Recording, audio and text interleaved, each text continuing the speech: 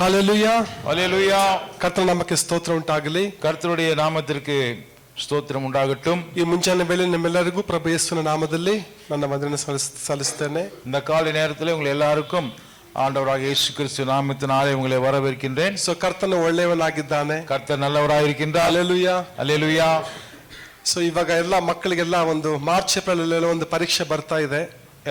இப்பொழுது சின்ன பிள்ளைகளுக்கு மார்ச் மாசத்துல அவர்களுக்கு பரீட்சைகள் நடக்க இருக்கிறது. ಕಳೆದ ಒಂದು ಜೂನ್ ಇಂದ ಈ ಒಂದು ಫೆಬ್ರವರಿವರೆಗೂ ಮಕ್ಕಳು ಅನೇಕ SA FA ಅದೆಲ್ಲ ನಾವು ಇದ್ದಾಗ SA FA ಅಂತ ಇದ್ದಿಲ್ಲ. ಬಟ್ ಇವಾಗೆಲ್ಲ ಮಂತ್ಲಿ ಟೆಸ್ಟ್ ಇರ್ಬೋದು, ಅದರಲ್ಲೆಲ್ಲ ಅವರಿಗೆ ಅಂಕಗಳು ಪಡ್ಕೊಂಡಿದ್ದಾರೆ. கடந்த நாட்களிலே அவர்களுக்கு நிறைய விதவிதமான பரீட்சைகள் டெஸ்ட்டுகள் அவர்களுக்கு நடந்திருக்கிறது. எங்கள் காலத்தில் அப்படி இல்லை. ಸೊ ಇವಾಗ ಒಂದು ಫೈನಲ್ ಎಕ್ಸಾಮ್ ಅಲ್ಲಿ ಅವರಿಗೆ ಒಂದು ಉತ್ತಮವಾದಂತ ಅಂಕ ಬರ್ಬೇಕಂತೇಳಿ ಎಲ್ಲರೂ ಓದ್ತಾ ಇದ್ದಾರೆ. இப்பொழுது அந்த கடைசி பரீட்சையில நல்ல மார்க்குகளை எல்லாரும் வாங்க வேண்டும் என்று முயற்சி எடுக்கிறார்கள். ಸೊ ಮಕ್ಕಳಿಗೆ ಏನೇ ಒಂದು ಅಂಕ ಬಂದ್ರು ಕೂಡ ಲಾಸ್ಟ್ ಅಲ್ಲಿ ಹೇಳ್ತಾರೆ ನನಗೆ ಇನ್ನೂ ಸ್ವಲ್ಪ ಜಾಸ್ತಿ ಮಾರ್ಕ್ಸ್ ಬರ್ಬೇಕಾಗಿತ್ತು. எவ்வளவு மார்க் வாங்கினாலும் சரி கடைசியில இன்னும் கொஞ்சம் வந்திருந்தா நல்லா இருக்கும் என்று சொல்லுவார்கள். ಟೀಚರ್ ಹೇಳ್ತಾರೆ, ಅಪ್ಪ ಅಮ್ಮ ಕೂಡ ಹೇಳ್ತಾರೆ ನೀನು ಇನ್ನೂ ಸ್ವಲ್ಪ ಜಾಸ್ತಿ ತಗೊಳ್ಬೋದಾಗಿತ್ತು. டீச்சரும் சொல்லுவாங்க, வீட்டில் இருக்கிற அப்பா அம்மாவும் சொல்லுவாங்க என்னதான் இருந்தாலும் இன்னும் கொஞ்சம் மார்க் நீங்க எடுத்துருக்கலாம் இல்ல சொல்லுவாங்க. ಸೊ ಏನೇ ಮಾರ್ಕ್ಸ್ ಬಂದ್ರು ಕೂಡ ಮಕ್ಕಳು ಕೂಡ ಒಂದು ರೀತಿ ಒಂದು ಟ್ರೂ ಸ್ಯಾಟಿಸ್ಫ್ಯಾಕ್ಷನ್ ಒಂದು ಸಂತೃಪ್ತಿ ಇಲ್ಲ. எவ்வளவு மார்க் வாங்கினாலுமே ஒரு போதுங்கிற திருப்தியே இருக்கவே இருக்காது. இன்னும் கொஞ்சம் வாங்கியிருக்கலாம். ಸೊ ಇವಾಗೆಲ್ಲ ಒಂದು IT ಕಂಪನಿಗಳಲ್ಲಿ ಫ್ಯಾಕ್ಟರಿಗಳಲ್ಲಿ ಕೆಲಸ ಮಾಡುವಂತ ಯವನಸ್ಥರದ ಬಗ್ಗೆ ಕೇಳೋದಾದ್ರೆ இப்போ வாலிபர்கள் எத்தனையோ IT கம்பெனியில அவர்கள் வேலை செய்கிறார்கள். ಓಕೆ, ನೀವು ಕೆಲಸ ಮಾಡುವಂತ ಒಂದು ಸಂಪಾದನೆ ನಿಮ್ಗೆ ತೃಪ್ತಿ ಇದೆಯಾ? அப்போ அவங்க கிட்ட கேட்கிறோம், நீங்க வேலை செய்றீங்களே உங்களுக்கு கிடைக்கிற சம்பளம் போதுமா? ಯಾಕೋ ಒಂದು ವರ್ಷದಿಂದ ಅವರು ಬರೀ 10,000 ಕೊಡ್ತಾ ಇದಾರೆ, ಸ್ಯಾಲರಿ ರೈಸೇ ಮಾಡ್ತಾ ಇಲ್ಲ. இன்னும் ஒரு வருஷமா வேலைக்கு போயிட்டு இருக்கீங்க, வெறும் 10,000 வாங்கிட்டு இருக்கீங்க, ஒன்னும் வேலை ಜಾಸ್ತಿ கொடுத்து சம்பளம் நிறைய வரலையா? ಸೊ ನಾನು ಕೆಲಸ ಬಿಟ್ಟು ನಾನು 15,000 ಕೊಡ್ತಾರಂತೆ ಅಲ್ಲಿ ಹೋಗ್ಬೇಕಂತಿದ್ದೀನಿ. ஒருவேளை இந்த வேலையை விட்டுட்டு நான் வேற பக்கம் போற மாதிரி இருக்கிறேன். ಸೊ ಒಂದು ಕಂಪನಿಗಳಲ್ಲಿ ಕೆಲಸ ಮಾಡುವಂತವ್ರು ಕೂಡ ಒಂದು ಕಾಂಪಿಟೇಷನ್ ನಾವು ನೋಡ್ತೀವಿ, ಸ್ಪರ್ಧಾತ್ಮಕ ಕಾರ್ಯ ನಾವು ನೋಡ್ತೀವಿ. சில இடங்களுக்கு போகும் பொழுது அங்க வேலை செய்யற இடங்களிலே கூட போட்டி மனப்பான்மைகள் இருப்பதை பார்க்கிறோம். ಸೊ ಎಷ್ಟೇ ಒಂದು ಸಂಪಾದನೆ ಮಾಡಿದ್ರು ಕೂಡ ಜೀವನದಲ್ಲಿ ಏನಿಲ್ಲ ಅಂದ್ರೆ ಒಂದು ತೃಪ್ತಿ ಇಲ್ಲ. எவ்வளவுதான் சம்பாதனை பண்ணினாலுமே வாழ்க்கையில ஒரு திருப்தியான ஒரு காரியம் இல்லை. ಸೊ ಕಳೆದ ಡಿಸೆಂಬರ್ ಅಲ್ಲಿ ನಾನು ಬ್ಯಾಂಗ್ಳೂರ್ಗೆ ಹೋಗಿದ್ದೆ, ನಮ್ಮ ಒಂದು ತಾಯಿ ಸಭೆಗೆ ಕಮ್ಮನಹಳ್ಳಿಗೆ. என்னுடைய தாய் சபைக்கு கம்மனஹள்ளியில பெங்களூர்ல போன வருஷத்துல நான் போயிருந்தேன் டிசம்பர்ல. 10 ವರ್ಷಗಳ ಹಿಂದೆ ಆ ಒಂದು ಚರ್ಚ್ ನ ಒಂದು ಆನ್ಯುವಲ್ ಇನ್ಕಮ್ ಬಂದ್ಬಿಟ್ಟು 18 to 20 lakhs. அந்த இடத்துல வருஷத்தினுடைய இன்கம் வருமானத்தை பார்த்தால் ஏறக்குறைய 20 லட்சம் ரூபாய் ஒரு வருஷத்திற்கு அந்த சபைக்கு வருமானம் வந்திருக்கிறது. ಆದರೆ ಕಳೆದ ಒಂದು ಡಿಸೆಂಬರ್ ಅಲ್ಲಿ ಆನ್ಯುವಲ್ ಇನ್ಕಮ್ ಬಂದು 42 to 44 lakhs. ஆனால் கடந்த வருஷத்துல 42 லட்சங்கள் வந்திருக்கிறதாக சொல்லப்பட்டது. ನನಗೆ ಬಹಳ ಆಶ್ಚರ್ಯ ಆಯ್ತು. எனக்கு ரொம்ப சந்தோஷம், எனக்கு பயங்கர ஆச்சரியமா இருந்தது. ಸಭೆ ವಿಶ್ವಾಸಿಗಳು 70 ರಿಂದ 80 ಜನ ಅಷ್ಟೇ. அந்த சபையில எத்தனை பேர் இருப்பாங்கன்னா ஒரு 75 இருந்து ஒரு 85 பேர் இருந்திருப்பாங்க. ಸೊ ನಾವಿದ್ದಂತ ಒಂದು ಸಭೆಯ ಒಂದು ಯವನಸ್ಥರು ಇವಾಗ ಎಲ್ಲ ಅವರು IT ಕಂಪನಿಯಲ್ಲಿ, ಸೊ ಎಲ್ಲ ಒಂದು ದೊಡ್ಡ ದೊಡ್ಡ ಇಂಟರ್ನ್ಯಾಷನಲ್ ಕಂಪನಿಗಳಲ್ಲಿ ಕೆಲಸ ಮಾಡೋದ್ರಿಂದ இங்க இருக்க அந்த சபையில் இருக்கக்கூடிய வாலிபர்கள் பெரிய பெரிய வெளிநாட்டு கம்பெனிகளிலே IT நிறுவனங்களே வேலை செய்கிறபடியால் ಎಷ್ಟೊಂದು ಸಂಪಾದನೆ ಮಾಡ್ತಾರೆ, ಆದ್ರೆ ಅವ್ರ ಜೀವನದಲ್ಲಿ ಒಂದು ಸ್ಯಾಟಿಸ್ಫ್ಯಾಕ್ಷನ್ ಒಂದು ತೃಪ್ತಿ ಅನ್ನೋದು ಇಲ್ಲ. வருமானம் நிறைய தான் வருது, ஆனாலும் அவர்கள் வாழ்க்கையில ஒரு திருப்தி இல்லாமல் இருக்கிறார்கள். ಓಕೆ, ಒಂದ್ ವೇಳೆ ತಿಂಗಳಿಗೆ 50,000 ಬಂದ್ರೆ ನನಗೆ 70 ಬಂದ್ರೆ ಚೆನ್ನಾಗಿರ್ತಾ ಇತ್ತು ಅಂತ ಹೇಳ್ತಾರೆ. ஒரு மாசத்துல எனக்கு 55,000 பணம் வருது, இன்கம் வருது, ஆனாலும் ஒரு 75 வந்தா நல்லா இருக்கும் என்று சொல்லுகிறார்கள். 20 ಬರುವಂತವ್ರಿಗೆ ನೀವು ಕೇಳ್ರಿ, ಇಲ್ಲ 25 ಬಂದ್ರೆ ಚೆನ್ನಾಗಿರುತ್ತೆ ಬ್ರದರ್. 20,000 வாங்குறவர்கள்ட்ட போய் கேட்டீங்கன்னா 25,000 வந்தா ஒருவேளை நல்லா இருக்கும் என்று சொல்லுவார்கள். ಒಂದು ಸೈಟ್ ಇದ್ರೆ ಇನ್ನೊಂದು ಸೈಟ್ ಕೂಡ ಇದ್ರೆ ಚೆನ್ನಾಗಿರ್ತದೆ. ஒரு இடம் இருக்குது, ஆனாலும் அது பத்தாது, இன்னொரு இடம் கிடைச்சா நல்லா இருக்கும். ಸೊ ತಂದೆ ತಾಯಿ ವಿಷಯದಲ್ಲಿ ನಾವು ನೋಡುವಾಗ, அப்பா அம்மா விஷயத்தை நம்ம பார்த்தால், ಸೊ ಒಂದು ಕೌಟುಂಬಿಕ ಜೀವಿತವನ್ನು ನಾವು ನಡೆಸ್ತೇವೆ, ಕುಟುಂಬದ ಜೀವಿತ ನಾವು ನಡೆಸ್ತೀವಿ, குடும்ப வாழ்க்கை நடத்துகிறோம். ಸೊ ನಾವು ವಾಸಿಸುವಂತ ಒಂದು ಮನೆ ಇರ್ಬೋದು, நாம் வாழ்ந்து கொண்டிருக்கிற வீடா இருக்கலாம், ನಾವು ಉಪಯೋಗಿಸುವಂತ ಒಂದು ಟಿವಿ ಫ್ರಿಡ್ಜ್ ಇರ್ಬೋದು, நம்ம பயன்படுத்துகிற டிவி ஃப்ரிட்ஜ் போன்ற விஷயங்கள் இருக்கலாம், ಉಪಯೋಗಿಸುವಂತ ಒಂದು ಗಾಡಿ ಕಾರ್ ಇರ್ಬೋದು, நம்ம பயன்படுத்தக்கூடிய வண்டிகள் வாகனங்கள் இருக்கலாம். ಕೆಲವೊಮ್ಮೆ ನಮಗೆ ಅದ್ರಲ್ಲಿ ಕೂಡ ಕೆಲಸ ತೃಪ್ತಿನೇ ಇಲ್ಲ. ஒருவேளை அதுல கூட நமக்கு ஒரு திருப்தி இல்லாமல் இருப்போம். ಪಕ್ಕದ ಮನೆ ನೋಡ್ತೀವಿ, பக்கத்து வீட்டை பார்ப்போம், ಅವ್ರು ಚೆನ್ನಾಗಿದೆಯಲ್ಲ ನಮ್ಮ ಮನೆಗಿಂತ, அட அவங்க வீடு நம்ம வீடு நல்லா இருக்குதே, ನಮ್ಮ ಮನೆ ಪೇಂಟ್ ಗಿಂತ ಅವ್ರ ಮನೆ ಪೇಂಟ್ ಚೆನ್ನಾಗಿದೆಯಲ್ಲ, நம்ம வீட்டுக்கு அடிச்சிருக்கிற பெயிண்ட் விட அவங்களுக்கு சூப்பரா அடிச்சிருக்காங்க. ಈ ಪೇಂಟ್ ಗೆ ಯಾಕೆ ನಾನು ಇಷ್ಟು ಕಾಸು ಖರ್ಚು ಮಾಡಿದೆ, நான் இவ்வளவு பணத்தை கொடுத்து எதுக்கு இவ்வளவு பணத்தை செலவு பண்ணினேன், ಬ್ರೈಟ್ ಆಗಿಲ್ಲ ಪೇಂಟ್, அவ்வளவு பொண்ணு பிரைட்டா இல்லையே, ಅವ್ರು ಚೆನ್ನಾಗಿದೆಯಲ್ಲ. அவங்க நல்லா இருக்குல்ல.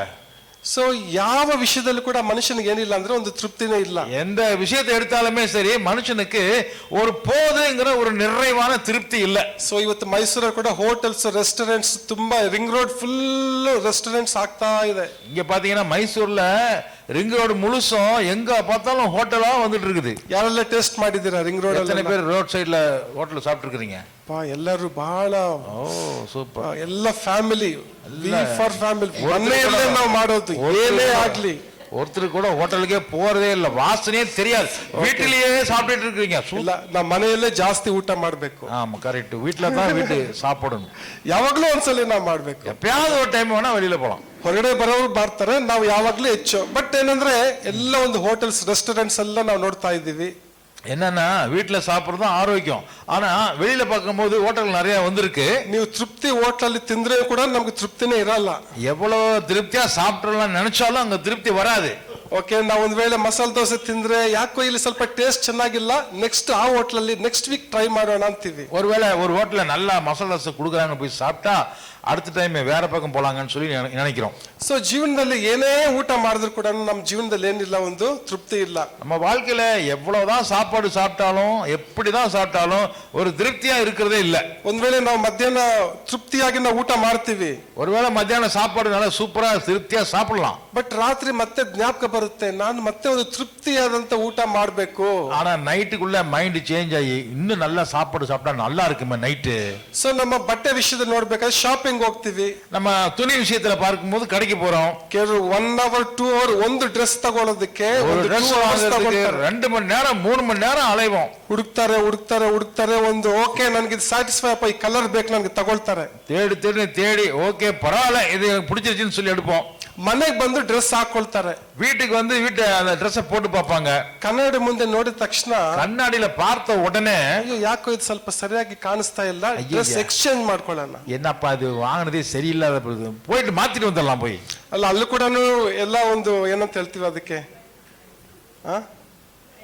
ಟ್ರಯಲ್ ನೋಡಿ ಅವರೆಲ್ಲ ಕರೆಕ್ಟ್ ಆಗಿ ಹೇಳ್ತಾರೆ. ಎಲ್ಲ உங்களுக்கு ரொம்ப ಅನುಭವ ಜಾಸ್ತಿ போல தெரியுது. ಸೊ ಅಲ್ಲೆಲ್ಲ ಹಾಕಿ ನೋಡ್ತೀವಿ, ಬಟ್ ಎಲ್ಲ ಓಕೆ ಅಂತ ಅನ್ಸುತ್ತೆ, ಬಟ್ ಮನೆಗೆ ಬಂದಾಗ ಸ್ವಲ್ಪ ಯಾಕೋ ಡಿಫ್ರೆಂಟ್ ಆಗಿ ಅನ್ಸುತ್ತೆ. வாங்கும்போது அங்க ட்ரையல் ரூம்ல போட்டு பார்த்து தான் வாங்கிட்டு வருவோம், முன்னாடி பின்னாடி எல்லாம் பார்த்துட்டு. ஆனா வீட்டுக்கு வந்து பார்த்தா பிடிக்காது. ಸೊ ಬಟ್ಟೆ ವಿಷಯದಲ್ಲೂ ಕೂಡ ಕೆಲವರಿಗೆ ಒಂದು ತೃಪ್ತಿ ಇಲ್ಲ, துணி விஷயத்திலையும் பார்த்தா அநேகருக்கு திருப்தியே இருக்காது. ಈ ನೋಡೋದ್ರ ಬಗ್ಗೆ ನೋಡಿದ್ರೆ, பாக்குறத பத்தி பார்த்தா ನನ್ನ ಜೀವನದಲ್ಲಿ ಎಲ್ಲ ನೋಡ್ಬೇಕು ಬ್ರದರ್, நான் எல்லாத்தையுமே வாழ்க்கையில பாத்துறணும் பிரதர், ಎಲ್ಲ ಕಡೆ ಹೋಗ್ಬೇಕು ಬ್ರದರ್, எல்லா பக்கமும் நம்ம போய் சுத்தி பார்க்கணும். ಒಂದು ಜಾಗನೇ ಒಂದು ಝೂನ ಒಂದು 10 ಸರಿ ನೋಡಿದ್ರು ಕೂಡ ಮತ್ತೆ ನೋಡ್ಬೇಕು ಬ್ರದರ್ ಝೂನ. ஒரு உதாரணத்துக்கு ஒரு ஜூ பார்க்க போனா கூட எத்தனை முறை பார்த்தாலும் சரியில்லை, இன்னொரு தடவை போய் பார்க்கணும் என்று நினைப்போம். ಸಾಕ್ಷಿನ ಕೇಳ್ರಿ, ಝೂ ನೋಡ್ತೀಯ ನೀನಂತ. என்னுடைய மகள் சாட்சியை கேட்டீங்கன்னா ஜூக்கு போய் பார்த்திருக்கியா? ಎಷ್ಟೋ ಸರಿ ಝೂ ನೋಡ್ಬಿಟ್ಟಿದ್ದಾಳೆ, எத்தனையோ தடவை போய் பார்த்து வந்துட்டா, ಮತ್ತೆ ಇನ್ನೊಂದ್ಸರಿ ನೋಡ್ಬೇಕು ಅಂತ. ஆனாலும் இன்னொரு தடவை பார்த்து தான் ஆகணும். ಸೊ ಜೀವನದಲ್ಲಿ ಒಂದು ತೃಪ್ತಿ ಅನ್ನೋದು ಏನೇ ನೋಡಿದ್ರು ಏನೇ ತಿಂದ್ರು ಕೂಡ ನಮ್ಮ ಜೀವನದಲ್ಲಿ ಏನಿಲ್ಲ, ಒಂದು ನಿಜವಾದಂತ ಒಂದು ತೃಪ್ತಿ ಇಲ್ಲ. வாழ்க்கையில எத்தனையோ காரியங்களை நம்ம அனுபவிச்சாலுமே ஒரு திருப்தியான ஒரு காரியம் நம்மிடத்தில் இல்லவே இல்லை. ಸೊ ನಾವು ಕೀರ್ತನೆಗಳು 63ನೇ ಅಧ್ಯಾಯ சங்கீதம் 63 3ರಿಂದ 5 ಬದಲು 3ರಿಂದ 8 ವಚನಗಳಲ್ಲಿ ನಾವು 4 ಅಂಶಗಳನ್ನು ನಾವು ನೋಡ್ಲಿಕ್ಕಿದ್ದೇವೆ. 3லிருந்து 5 வரைக்கும் படிச்சோம், 3லிருந்து 8 வரைக்கும் பாத்தீங்கன்னா அதுல 4 விஷயங்களை நம்ம பார்க்கலாம். ಮೊದಲನೇದಾಗಿ ನಾವು 3 ಮತ್ತು 4ನೇ ವಚನವನ್ನು ಓದಬೇಕಾದ್ರೆ, முதலாவது 3, 4 வாசிக்கலாம். ஜீவனை பார்க்கிலும் உமது கிருபை நல்லது, என் உதடுகள் உம்மை துதிக்கும், என் ஜீவனுள்ள மட்டும் நான் உம்மை துதித்து உமது நாமத்தை சொல்லி கையெடுப்பேன். ಕರ್ತನಾಮಕ್ಕೆ ಸ್ತೋತ್ರ ಉಂಟಾಗಲಿ. ಕರ್ತವ್ಯ ನಾಮத்திற்கு ಮಹಿಮೆ ಉಂಟಾಗುವುದಾಗಲಿ. ದೇವರ ಒಂದು ಪ್ರೇಮ ಅಥವಾ ದೇವರ ಒಂದು ಪ್ರೀತಿ ಎಷ್ಟು ಶ್ರೇಷ್ಠವಾದದಂತೇಳಿ ನಾವು ನೋಡ್ತೇವೆ. இங்கே பார்க்கிறோம் தேவனுடைய அன்பு எவ்வளவு உன்னதமானது என்பதை நாம் இங்கே பார்க்கிறோம். ಸೊ ಬ್ರದರ್ ಸುಪ್ರೀತ್ ಅವರು ಕೂಡ ದೇವರ ಒಂದು ಪ್ರೀತಿಯ ಕುರಿತಾಗಿ ದಾವೀದನು ವರ್ಣನೆ ಮಾಡಿದ್ದನ್ನ ನಾವು ಕೇಳಿದ್ದೇವೆ. சங்கீதம் தாவீதுடைய சங்கீதத்தை குறித்து சுப்ரீத் சொல்லும் பொழுது கூட நாம் தேவனுடைய அன்பை குறித்து நாம் கேட்டோம். ಸೊ ಈ ಒಂದು ದೇವರ ಪ್ರೀತಿ ಬಂದು ನಮ್ಮ ಜೀವಕ್ಕಿಂತಲೂ ನಮ್ಮ ಪ್ರಾಣಕ್ಕಿಂತಲೂ ದೇವರ ಪ್ರೀತಿ ದೊಡ್ಡದು ಅಂತ ನಾವು ನೋಡ್ತಾ ಇದ್ದೇವೆ. என் ஜீவனை பார்க்கிலும் தேவன் என் மேல வைத்திருக்கிற கிருபை மிக பெரியது என்று நாம் இங்கே பார்க்கிறோம். ಈ ಮುಂಜಾನೆ ವೇಳೆಯಲ್ಲಿ ನಾವು ಒಂದು ವೇಳೆ ನಿಜವಾದ ಪ್ರೀತಿ ಎಲ್ಲಿದೆ ಹೇಗಿದೆ ಅಂತ ಒಂದು ವೇಳೆ ಕೆಲವರು ಹುಡುಕ್ತಾ ಇರಬಹುದು. ஒருவேளை இந்த காலை நேரத்திலே உண்மையான அன்பு, உண்மையான ஒரு கிருபை எங்க கிடைக்கும் என்று ஒருவேளை நீங்கள் தேடிக்கொண்டிருக்கலாம். அது இயேசுவின் ಪ್ರೀತಿಯಾಗಿದೆ. அதுதான் தேவனுடைய இயேசு கிறிஸ்துவினுடைய அன்பாயிருக்கிறது. அது கல்வாரி ಪ್ರೀತಿಯಾಗಿದೆ. அது கல்வாரியிலே உங்களுக்கு காட்டப்பட்ட அன்பாயிருக்கிறது. மனுஷರು ನಮ್ಮನ್ನು ಎಷ್ಟೇ ಪ್ರೀತಿ ಮಾಡಿದ್ರು ಕೂಡ ಮನುಷ್ಯನ ಪ್ರೀತಿ ತಾತ್ಕಾಲಿಕವಾದದ್ದು. மனிதன் நம்ம மேல எவ்வளவுதான் அன்பு காட்டினாலும் அது ஒரு நிரந்தரம் இல்லாத ஒரு அன்பாயிருக்கிறது. ಮನುಷ್ಯನ ಪ್ರೀತಿ ಮನೆ ತನಕ, ದೇವರ ಪ್ರೀತಿ ಕೊನೆ ತನಕ ಆಗಿದೆ. மனுஷன் காட்டுகிற அன்பு ஒரு வீடு வரைக்கும் தான், ஆனால் தேவன் காட்டுகிற அன்பு கடைசி வரைக்கும் காட்டுவார். சோ ತಂದೆ ತಾಯಿ ಒಂದು ಪ್ರೀತಿ ಒಂದು ಮಿತಿಯುಳ್ಳದಾಗಿದೆ. அப்பா அம்மாவுடைய அன்பு ஒரு ஒரு வரையறைக்குள்ளதான் இருக்கும். ಸ್ನೇಹಿತರ ಪ್ರೀತಿ ಒಂದು ಮಿತಿಯುಳ್ಳದಾಗಿದೆ. அவர் நண்பனுடைய அன்பு கூட ஒரு ஒரு ஒரு அளவு வரைக்கும் தான் இருக்கும். ಗಂಡ ಹೆಂಡತಿ ಪ್ರೀತಿ ಒಂದು ಮಿತಿಯುಳ್ಳದಾಗಿದೆ. கணவன் மனைவி அன்பு கூட ஒரு எல்லைக்குள்ளதான் இருக்கும். ಆದ್ರೆ ದೇವರ ಪ್ರೀತಿ ಮಿತಿ ಇಲ್ಲದ ಪ್ರೀತಿಯಾಗಿದೆ. ஆனால் தேவனுடைய அன்பு அளவிட முடியாத ஒரு அன்பா இருக்கிறது. ಎಷ್ಟು ಸಾರಿ ನಾವು ಈ ಒಂದು ಬೇರೆ ಬೇರೆ ಪ್ರೀತಿಗಳಿಂದ ನಾವು ಬಹಳ ನಿರಾಶೆ ಆಗಿರಬಹುದು. எப்படியோ எத்தனையோ விதமான அன்புகளாலே நாம் ஒருவேளை ஏமாற்றப்பட்டிருக்கலாம். ನಾನು ಅವರಿಗೆ ಪ್ರೀತಿ ತೋರಿಸದೆ, ಗೌರವ ತೋರಿಸದೆ, ಉಪಕಾರ ಮಾಡದೆ, ಬಟ್ ಅವ್ರು ನನಗೆ ಅಪಕಾರ ಮಾಡಿದ್ದಾರೆ. நான் அவர்களுக்கு நன்மை தானே செஞ்சேன், அவங்க எதுக்கு என் மேல எனக்கு துரோகம் செய்தார்கள் என்று சொல்லி நம் மனசு நொந்து போயிருக்கலாம். ಒಂದ್ ವೇಳೆ ಆ ರೀತಿಯಾಗಿ ಪ್ರೀತಿಯಿಂದ ವಂಚಿತರಾದಂತ ವ್ಯಕ್ತಿಗಳು ಇರೋದಾದ್ರೆ ನೀವು ಯೇಸುವಿನ ಪ್ರೀತಿಯನ್ನು ಅನುಭವಿಸಬೇಕಾಗಿದೆ. அன்பு எனக்கு சரியான அன்பு எனக்கு பூரணமாய் கிடைக்கவில்லையே என்று ஒரு வேளை நீங்கள் ஏக்கத்தோடு இருந்தால் இன்றைக்கு கர்த்தருடைய அன்பை நீங்கள் புரிந்து கொள்வீர்கள். ದಾವೀದನು ಹೇಳ್ತಾನೆ, ನಾನು ನನ್ನ ಬಾಯಿಂದ ನಾನು ನಿನ್ನನ್ನು ಕೀರ್ತಿಸುತ್ತೇನೆ, ನಿನ್ನನ್ನು ಸ್ತುತಿಸುತ್ತೇನೆ ಎಂಬುದಾಗಿ ಹೇಳ್ತಾನೆ. தாவீது இங்கு சொல்லும் பொழுது தாவீது சொல்கிறான், ஆண்டவரே நான் என்னுடைய உதடுகளாலே நான் உம்மை துதிப்பேன், என் உதடுகள் உம்மை துதித்து ஸ்தோத்தரிக்கும் என்று சொல்லுகிறான். ಈ ಒಂದು ಮರುಭೂಮಿಯಲ್ಲಿ ಒಂದು ಯುದಾಯದ ಒಂದು ಮರುಭೂಮಿಯಲ್ಲಿ ಆತನು ಆ ಒಂದು ಓಪನ್ ಪ್ಲೇಸ್ ಅಲ್ಲಿ ಅಂತ ಒಂದು ಸ್ಥಳದಲ್ಲಿ ಕೂಡ ಆತನು ದೇವರಿಗೆ ಸ್ತೋತ್ರಗಳನ್ನು ಸಲ್ಲಿಸುವುದನ್ನು ನಾವು ನೋಡ್ತಾ ಇದ್ದೇವೆ. யூதேயாவினுடைய வனாந்தரங்களிலே வறட்சியான அந்த இடங்களிலே தாவீது அலைந்து திரிந்து கொண்டிருக்கும் பொழுது கூட இப்படித்தான் சொல்லுகிறான். ರೋಮಾಪುರದವರೆಗೆ 8:38-39 ரோமாபுரದವರೆಗೆ 8ஆம் அதிகாரம் 28-29 பார்க்கும் பொழுது 38-39 வசனம் 39வது வசனத்திலே, ಹೇಗೆಂದರೆ ಮರಣವಾಗಲಿ ಜೀವವಾಗಲಿ ದೇವದೂತರಾಗಲಿ ದುರಾತ್ಮಗಳಾಗಲಿ ಈಗಿನ ಸಂಗತಿಗಳಾಗಲಿ ಮುಂದಣ ಸಂಗತಿಗಳಾಗಲಿ ಮಹತ್ವಗಳಾಗಲಿ ಮೇಲನ ಲೋಕವಾಗಲಿ ಕೆಳಗಣವಾಗಲಿ ಲೋಕವಾಗಲಿ ಬೇರೆ ಯಾವ ಸೃಷ್ಟಿಯಾಗಲಿ ನಮ್ಮನ್ನು ನಮ್ಮ ಕರ್ತನಾದ ಯೇಸು ಕ್ರಿಸ್ತನಲ್ಲಿ ತೋರಿ ಬಂದ ದೇವರ ಪ್ರೀತಿಯಿಂದ ಅಗಲಿಸಲಾರವೆಂದು ನನಗೆ ನಿಶ್ಚಯ ಉಂಟು. Hallelujah, hallelujah. ಸೊ ಪೌಲನು ಒಂದು 3 ಸುವಾರ್ಥ ಪ್ರಯಾಣಗಳಲ್ಲಿ ಸಭೆಗಳನ್ನು ಸ್ಥಾಪನೆ ಮಾಡಿದ. 3 தடவை மிஷனரி பிரயாணங்களிலே பவுல் பல இடங்களுக்கு சென்று சபைகளை நிறுவும்படி பிரயாணம் செய்தான். ತೀತನನ್ನು, ತಿಮೋತಿಯನನ್ನು, ಫಿಲೋಮನನ್ನು, ಒನೇಸಿಮಸ್ ಅನೇಕರನ್ನು ಆತನು ಶಿಷ್ಯತ್ವದಲ್ಲಿ ತರಬೇತಿ ಮಾಡಿದ. தன்னுடைய சீஷர்களாக அநேகரை பயிற்சிவித்து தீமோத்தி, தீத்து, எப்பாப்ரதீத்து மற்ற அநேகரை அவர் தன்னுடைய உடனூழியக்காரர்களாக பயிற்சி கொடுத்தான். ಅಕ್ವಿಲ ಪ್ರಿಸ್ಕಿಲ್ಲಳ ಜೊತೆ ಗುಡಾರದ ಒಂದು ಕೆಲಸವನ್ನು ಮಾಡಿ ಕರ್ತನ ಸೇವೆಯನ್ನು ಮಾಡ್ತಾ ಇದ್ದ. ஆக்கில்லா பிரிஸ்கில்லாள் என்பவர்களோடு கூட சேர்ந்து கூடார வேலை செய்து ஊழியத்திலே அவன் பங்கெடுத்தான். ಆದ್ರೆ ಎಲ್ಲ ಒಂದು ಪ್ರೀತಿಗಿಂತಲೂ ಹೆಚ್ಚಾಗಿ ಅವನು ದೇವರ ಪ್ರೀತಿಯನ್ನ ಆತನು ಅರಿತುಕೊಂಡು ದೇವರಿಗೆ ಅವನು ಅರಿಕೆ ಮಾಡ್ತಾ ಇದ್ದಾನೆ. இவர்களோடு கூட அன்பாக பழகினாலும் கூட அவன் தேவனுடைய அன்பை குறித்து தான் பெருமையாக புகழ்ந்து சொல்லுகின்றான். ಸೊ ನಾವು ಪ್ರತಿದಿನ ನಾವು ದೇವರ ಪ್ರೀತಿಯನ್ನು ನಾವು ಅನುಭವಿಸಬೇಕಾಗಿದೆ. ஒவ்வொரு நாளும் நம்முடைய வாழ்க்கையில இப்படியாக நம்முடைய வாழ்க்கையிலே தேவனுடைய அன்பை நாம் ருசித்து பார்க்க வேண்டும். ಯಾರು ದೇವರ ಪ್ರೀತಿಯನ್ನು ಸವಿಯುತ್ತಾರೋ ಅವರಿಗೆ ನಿಜವಾದಂತ ಒಂದು ತೃಪ್ತಿ. யாரு தேவனுடைய அன்பை ருசித்து பார்க்கிறார்களோ அவர்களுக்கு திருப்தியான ஒரு வாழ்க்கை கிடைக்கும். ದೇವರ ಒಂದು ತಂದೆಯ ಒಂದು ಮನೆಯಲ್ಲಿ ನಮಗೆ ನಿಜವಾದಂತ ತೃಪ್ತಿ நமக்கு எங்க கிடைக்கும் சொன்னா அந்த திருப்தி தேவனுடைய வீட்டிலே நமக்கு கிடைக்கும். ದೇವರ ಒಂದು ಪ್ರಸನ್ನತೆಯಲ್ಲಿ ನಮಗೆ ಒಂದು ತೃಪ್ತಿ, அங்கே தேவனுடைய பிரசன்னத்திலே நமக்கு திருப்தி கிடைக்கும். ವಚನ 5 ನಾವು ನೋಡೋಣ. வசனம் 5 பார்க்கிறோம், நினத்தையும் கொழுப்பையும் உண்பது போல என் ஆத்துமா திருப்தியாகும், என் வாய் ஆனந்த களிப்புள்ள உதடுகளால் உம்மை போற்றும். கன்னடா. ಮೃಷ್ಟಾನ್ನ ಭೋಜನದಿಂದಲೋ ಎಂಬಂತೆ ನನ್ನ ಮನಸ್ಸು ಸಂತುಷ್ಟವಾಗಿರುವುದು, ನನ್ನ ಬಾಯಿ ಉತ್ಸಾಹಧ್ವನಿ ಮಾಡುತ್ತಾ ನಿನ್ನನ್ನು ಕೊಂಡಾಡುವುದು. ಆಮೆನ್. ಸೊ ಮೃಷ್ಟಾನ್ನ ಭೋಜನ ಅಂದ ತಕ್ಷಣ ನಮ್ಗೆ ಎಲ್ಲ ವೆರೈಟಿ ಆಫ್ ಫುಡ್, ಎಲ್ಲ ವೈವಿಧ್ಯಮಯವಾದಂತ ಆಹಾರ ಎಲ್ಲ ನಮ್ಮ ಜ್ಞಾಪಕಕ್ಕೆ ಬರ್ತದೆ. நிணத்தையும் கொழுப்பையும் உண்டது போல அற்புதமான அருமையான சமையல் சாப்பாடு. ಸೊ ನಾವೇನೇ ಊಟ ಮಾಡಿದ್ರು ಕೂಡ ನಮ್ಮ ಮನಸ್ಸಿಗೆ ಒಂದು ಸಂತೃಪ್ತಿ ಅದು ತರೋದಿಲ್ಲ. எந்த மாதிரியான ஒரு சாப்பாடை சாப்பிட்டாலும் சரி அது நமக்கு திருப்தியை கொடுப்பதில்லை. ಸೊ ಕಳೆದ ವಾರದಲ್ಲಿ ಒಂದು ಸ್ನೇಹಿತರ ಕುಟುಂಬದವ್ರ ಜೊತೆ ನಾವು ಚಿಕ್ಕಮಂಗ್ಳೂರ್ಗೆ ಹೋಗಿದ್ವಿ. நான் சிக்கமங்களூர் ஊருக்கு போயிருந்த சமயத்திலே அங்க ஒரு நண்பருடைய வீட்டுக்கு போனோம். ಚಿಕ್ಕಮಂಗ್ಳೂರ್ ಬಂದು ಕಾಫಿಗೆ ಬಹಳ ಪ್ರಸಿದ್ಧವಾದಂತ ಒಂದು ಜಾಗ. காஃபின்னா அந்த ஊருக்கு சிக்கமங்களூர்ல போய் நீங்க காஃபி குடிச்சாதான் அது காஃபியா இருக்கும். ಸೊ ನಾನು ಕಾಫಿ ಟೀ ಯಾವ್ದು ಕುಡಿಬಾರ್ದಂತ ನಾನು ತೀರ್ಮಾನ ಮಾಡ್ಬಿಟ್ಟಿದ್ದೆ ಮುಂಚೆ. ஆனா ஏற்கனவே நான் இந்த காஃபி டீ வேண்டாம்னு சொல்லி முடிவு பண்ணியிருந்தேன். ಆದ್ರೆ ಚಿಕ್ಕಮಂಗ್ಳೂರಿಗೆ ಎಂಟ್ರಿ ಆಗೋವಾಗ್ಲೇ, ஆனா சிக்கமங்களூருக்குள்ள உள்ள போகும்போதே ನಮ್ಮ ಮನಸ್ಸು ಏನ್ ಹೇಳ್ತಂದ್ರೆ ಕಾಫಿ ಇಲ್ಲಿ ಕುಡಿಬೇಕು. மனசு என்ன சொல்லுதுன்னா காஃபி நீ குடிச்சுதான் ஆகணும் அப்படின்னு சொல்லு. ಚಿಕ್ಕಮಂಗ್ಳೂರ್ ಬಂದು ಕಾಫಿ ಕುಡ್ದಿಲ್ಲ ಅಂತ ಹೇಳಿದ್ರೆ ವೇಸ್ಟ್. சிக்கமங்களூருக்கு வந்து நீ காஃபி குடிக்கல, நீ எல்லாம் எதுக்கே இருக்க வேஸ்ட். ಸೊ ಒಂದೊಂದು ಹೋಟೆಲ್ಗೆ ಹೋದಾಗ ಅದರ ಒಂದು ಅರೋಮಾ, ಆ ಸ್ಮೆಲ್, ಕಾಫಿದ ಸ್ಮೆಲ್ ನೋಡಿದ ತಕ್ಷಣ ನಮಗೆ ಒಂದು ಟೆಂಪ್ಟೇಷನ್, ಅದು ಕಾಫಿ ಕುಡಿಬೇಕಂತ. அந்த ஹோட்டல் பக்கமா வெளியில போனாலே போதும், அப்படியே இழுக்கும். அதை குடிச்சுதான் பாரு சொல்லி இப்படியே புள்ள இழுக்கும். ಸೊ ನಮ್ ಜೊತೆಲಿದ್ದಂತವ್ರು ಅವರು ಕಾಫಿ ಬಿಸ್ನೆಸ್ ಮಾಡುವಂತವ್ರು. நம்ம கூட இருக்கிற அந்த ஃப்ரெண்ட் வந்து ஒரு வியாபாரி.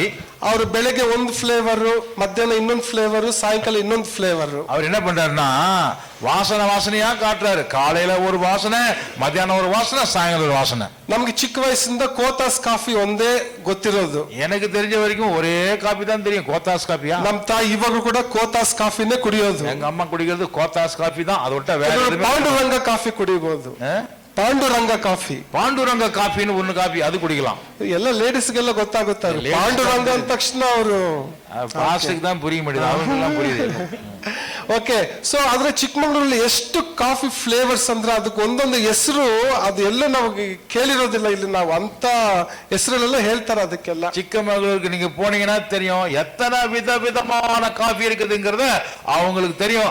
அவங்களுக்கு தான் தெரியாது, நமக்கு தெரியாது. ಸೊ ನಮ್ಗನ್ಸುತ್ತೆ ಓಕೆ, ಒಂದು ಫ್ಲೇವರ್ ನಾವು ಕಾಫಿ ಕುಡಿದ್ರೆ ನಮ್ಮ ಮನಸ್ಸಿಗೆ ಒಂದು ತುಂಬಾ ಸಮಾಧಾನ, ಒಂದು ಖುಷಿ ಅಂತ ಅನ್ಸುತ್ತೆ. ஒரு குறிப்பிட்ட ஒரு காஃபி, நல்ல வாசனையுள்ள ஒரு காஃபி குடிச்சிட்டா போதும், நமக்கு திருப்தி ஆயிரும் நினைப்போம். ಆದ್ರೆ ಇನ್ನೊಂದು ಕುಡಿಯುವಾಗ ನಮಗೆ ಇದು ಇದಕ್ಕಿಂತ ಉತ್ತಮ ಅಂತ ಅನ್ಸುತ್ತೆ ನಮ್ಗೆ. அதுக்கப்புறம் கொஞ்ச நேரம் கழிச்சு இன்னொரு காஃபி குடிப்பாங்க, அதை குடிச்சா அடடா அதை விட இது சூப்பரா இருக்குதுன்னு சொல்லுவோம். ಸೊ ಏನೇ ನಾವು ಕುಡಿದ್ರೂ, ಎಲ್ಲಿಗೆ ಹೋದ್ರು ಕೂಡ ನಮಗೆ ಒಂದು ಆತ್ಮ ತೃಪ್ತಿ, ಒಂದು ಮನಸ್ಸಿಗೆ ಸಮಾಧಾನ ನಮಗೆ ಎಲ್ಲೂ ಕೂಡ ಸಿಗೋದಿಲ್ಲ. எதை தான் சாப்பிட்டாலும் எதை தான் குடிச்சாலும் நமக்கு ஒரு திருப்திங்கிறதே வரவே வராது.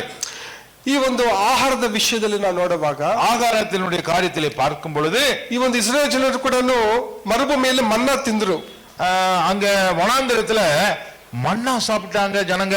40 ವರ್ಷಗಳ ಕಾಲ ಅವರು ಮನ್ನಾ ತಿಂದ್ರು. 40 வருஷமாக இஸ்ரேல்காரங்க சாப்பிட்டாங்க. ಆದ್ರೆ ವಾಕ್ಯ ಹೇಳ್ತದೆ ಅವರು ಸತ್ತೋದ್ರು. ஆனாலும் வசனம் சொல்லுகிறது அவர்கள் மன்னாவை புசித்தாலும் அவர்கள் மரித்தார்கள். ಅಲ್ಲಿ ಆಕಾಶದಿಂದ ಬಿದ್ದಂತ ಒಂದು ಮನ್ನಾ ಅವರಿಗೆ ಜೀವ ಕೊಟ್ಟಿಲ್ಲ. பரலோகத்திலிருந்து இறங்கி வந்த, வானத்திலிருந்து இறங்கி வந்த மன்னாவை சாப்பிட்டாலும் அது அவருக்கு ஜீவனை கொடுக்கவில்லை. ಯೋಹಾನ ಸುವಾರ್ತೆ 6ನೇ ಅಧ್ಯಾಯ 51ರಲ್ಲಿ ನಾವು ನೋಡ್ತಾ ಇದ್ದೀವಿ. யோவான் சுவிசேஷம் 6ஆம் அதிகாரம் 51வது. ಯೇಸು ಹೇಳ್ತಾರೆ, ನಾನೇ ಜೀವ ಕೊಡುವ ರೊಟ್ಟಿಯಾಗಿದ್ದೇನೆ.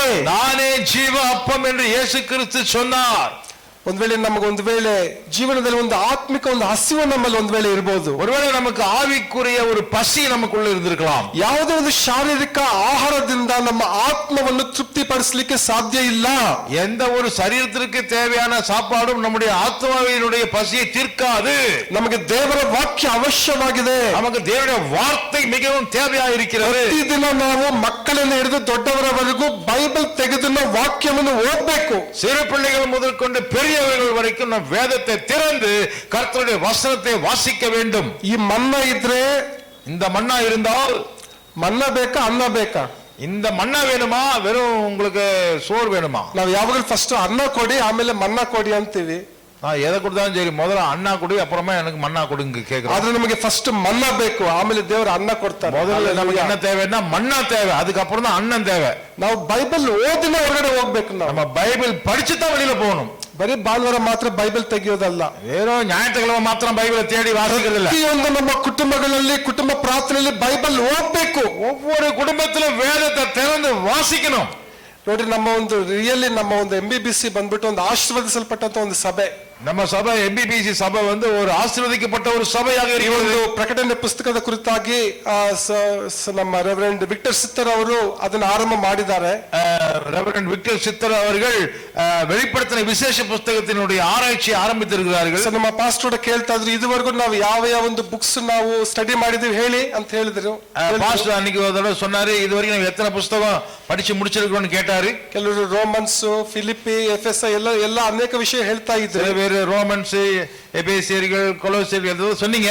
ಸೊ ಇವಾಗ ಪ್ರಕಟಣೆ ಪುಸ್ತಕ ಓದ್ತಾ ಇದ್ದೀವಿ. இப்ப நாம வெளிப்படுத்தின விசேஷம் படித்துக் கொண்டிருக்கிறோம். ಎಷ್ಟೇ ಒಂದು ಬೈಬಲ್ ಸ್ಟಡಿ ಮಾಡಿದ್ರು ಕೆಲವರಿಗೆ ತೃಪ್ತಿ ಇಲ್ಲ. எத்தனையோ பைபிள் ஸ்டடி படிச்சாலும் நமக்கு திருப்தி போகுதுன்னு வராது. ಒಂದು ಕ್ಯೂರಿಯಾಸಿಟಿ, ರೆವಲ್ಯೂಷನ್ ಓದ್ಬಿಡ್ಬೇಕು ಪಾಸ್ಟರ್ ನಾವು. ஒரு ஆர்வம் வந்துருது, ரெவலேஷன் படிச்சலாம் பாஸ்டர். ಆದ್ರೆ just not for information but it has to do transformation in our life. ஆனா சும்மா வாசிச்சுட்டு போறதுனால ஒரு பிரயோஜனமும் கிடையாது. நம்முடைய வாழ்க்கை மாற்றப்பட வேண்டும்.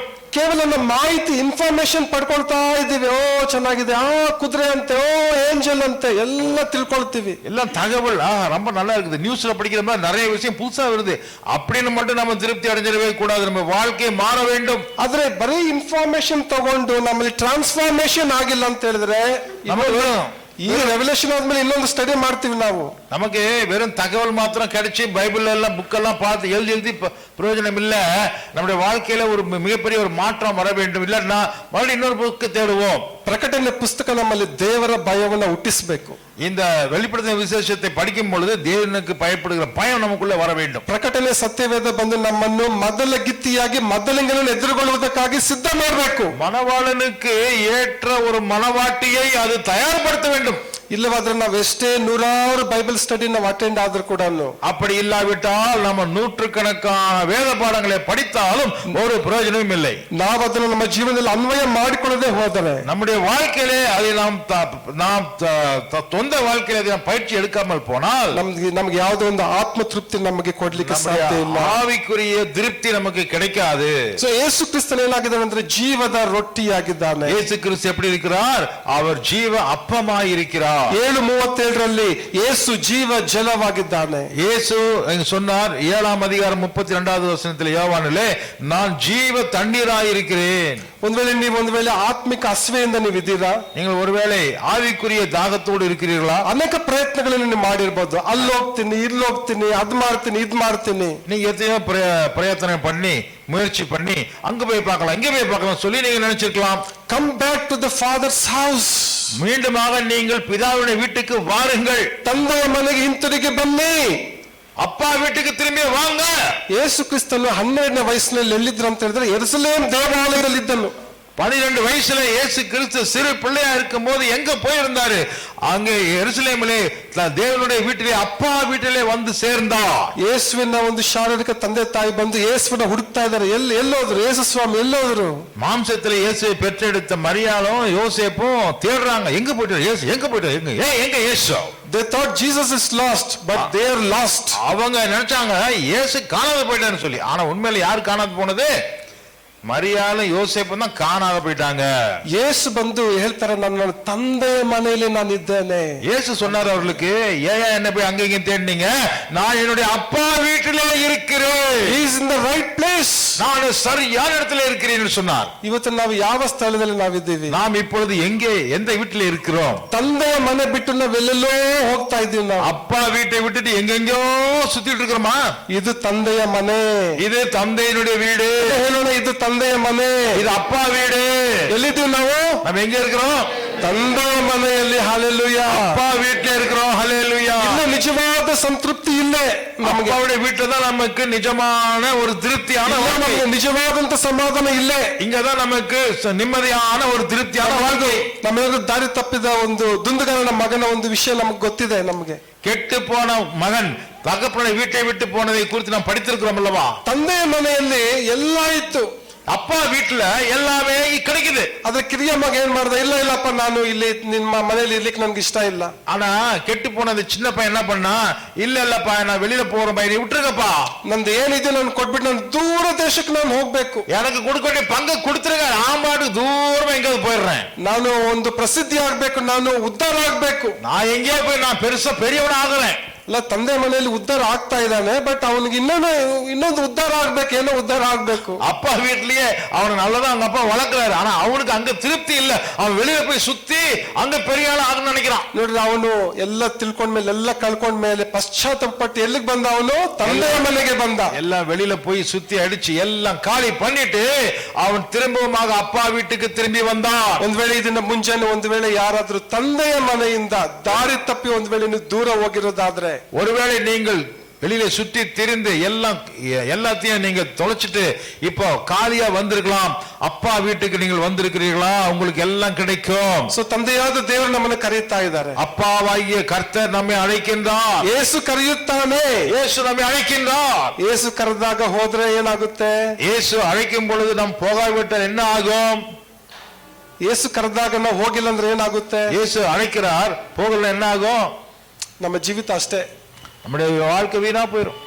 ಅಪ್ಪ ಅಮ್ಮ ಬಂದು ಮಕ್ಕಳನ್ನ ಕರೆದಾಗ ಮಕ್ಕಳ ಒಂದು ಆಶೀರ್ವಾದ. அப்பா அம்மா பிள்ளைங்களை கூப்பிட்டாங்கன்னா அது உங்களுக்கு ஆசீர்வாதம். ಇಲ್ಲಾಂದ್ರೆ ಅವ್ರಿಗೆ ಅಪಾಯ. அப்படி இல்லைன்னா அது ஆசீர்வாதம் இல்ல, அபாயம். ಜನರಿಂದ ಅಪಾಯ, ஜனங்களாலே அவர்களுக்கு அபாயம். ಸೊ ಪರಲೋಕದ ದೇವರು ನಮ್ಮನ್ನ ಕೈ ಬೀಸಿ ಕರೀತಾ ಇದ್ದಾರೆ, ಮಗನೇ ಮಗಳೇ ನನ್ನ ಬಳಿಗೆ ನೀನು ಬಾ. பரலோகத்தின் தேவன் நம்மை கை நீட்டி அழைக்கிறார், மகனே மகளே வா. ಈ ತಂದೆಯ ಒಂದು ಎಲ್ಲ ಆಶೀರ್ವಾದಗಳನ್ನು ಹೊಂದಿಕೊಳ್ಳುವುದಕ್ಕೆ, ಅನುಭವಿಸುವುದಕ್ಕೆ ಅದಕ್ಕೆ ನಾವು ಯೋಗ್ಯರಾಗಬೇಕಾಗಿದೆ. அப்பாவினுடைய வீட்டிலே எல்லா ஆசீர்வாதத்தையும் அனுபவிப்பதற்கு நமக்கு தகுதி கர்த்தர் கொடுக்கிறார்.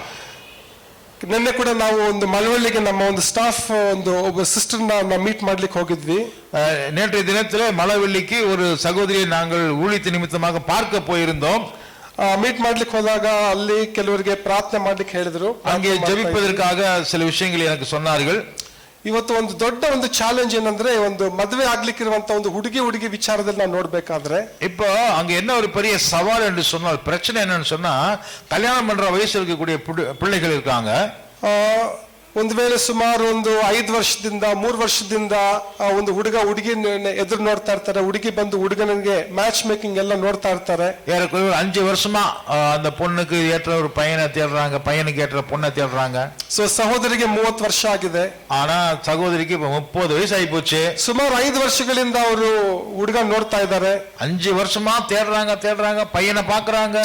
ಏನಾಗಿದೆ ಅಂದ್ರೆ, ಇವಾಗ ಒಂದು ಮಗಳಿಗೆ ನೋಡಿದಾಗ ಒಂದು ರೀತಿ ಬಹಳ ಒಂದು ನಿರಾಶೆ.